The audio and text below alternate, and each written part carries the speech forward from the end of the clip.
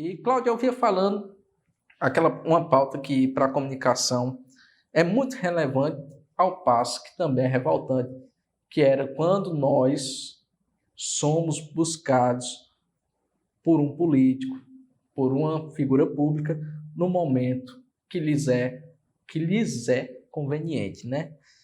Muito embora eles tenham ali sua comunicação paralela e façam ela da forma em que bem dispor.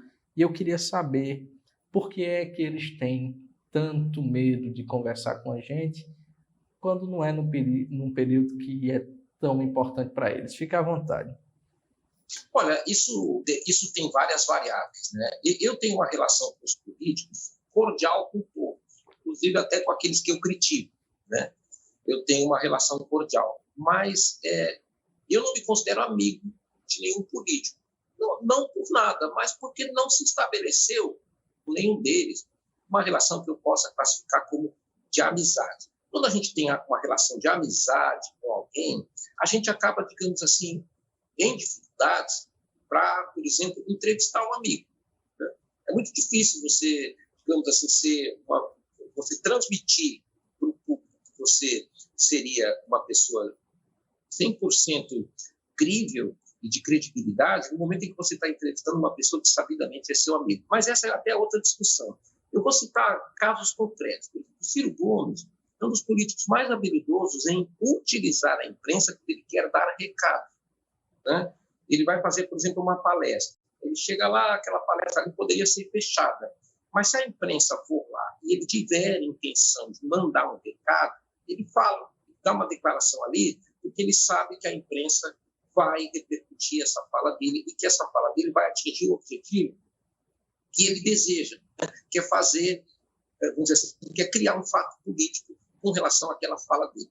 Exemplo bem próximo, bem claro disso aí, foi no período em que, primeiro, ele declarou que quem ia tocar a sucessão do Estado no ano passado era o Camilo Cid, e depois que ele mudou de ideia e decidiu intervir para impor o nome do Roberto Cláudio, ele então começou a dar esses sinais através da imprensa.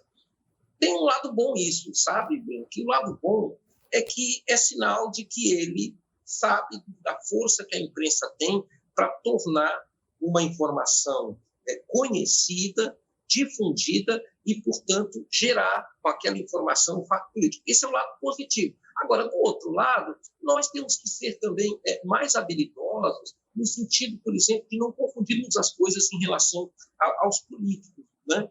Para o bem e para o mal, a gente tem que compreender que o político tem interesses. Ele pode ser o político mais gente boa do mundo, ele pode ser o político mais admirado por cada um de nós, mas ele tem interesses, né? Nós temos um outro exemplo também, que é um exemplo nacional, que é o próprio presidente Lula. O presidente Lula, ele sempre foi um homem que privilegiou falar no rádio, né? Tanto é que você vê que quando ele viaja pelo país, ele gosta de dar entrevistas em rádio. E o que ele diz? Não, no rádio não tem edição. No rádio eu falo ao vivo ali, o que eu falar sai.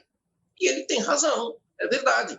Só que eu vejo, por exemplo, tem entrevistas que são feitas com ele, em que são entrevistas muito condescendentes, no sentido assim, de que o sujeito que entrevista, às vezes, faz uma entrevista que não informa, que o sujeito, às vezes, bajula tanto aquela autoridade, demonstra tanto que ele tem apreço por aquela pessoa, que deixa de perguntar aquilo que realmente interessa à sociedade. O próprio ex-presidente recente, esse Bolsonaro, ele também falava em rádios, mas só em rádios de amigos, ou seja, de pessoas que ele sabia que não iam colocá-lo em situações difíceis. Ainda assim, teve momentos de entrevistas que ele deu no rádio que acabou rendendo para ele pauta negativa. Então, esse equilíbrio é muito complexo de você conseguir, vamos dizer assim, colocar numa balança e situar. Mas é preciso, ou seja, eu acho que nós temos que também fazer o nosso lado, ou seja, nós temos que levar em conta o nosso papel como difusores de informação, né? E não nos importarmos tanto assim com essas manobras que eles fazem em períodos eleitorais. É claro que é muito mais fácil para eles falar em período que eles acham bom um atrito, mas nós, mesmo assim, nós temos que insistir. Muitas vezes, aquilo que a gente comenta, aquilo que a gente fala, aquilo que a gente pergunta, não é do agrado político, mas o nosso papel é perguntar.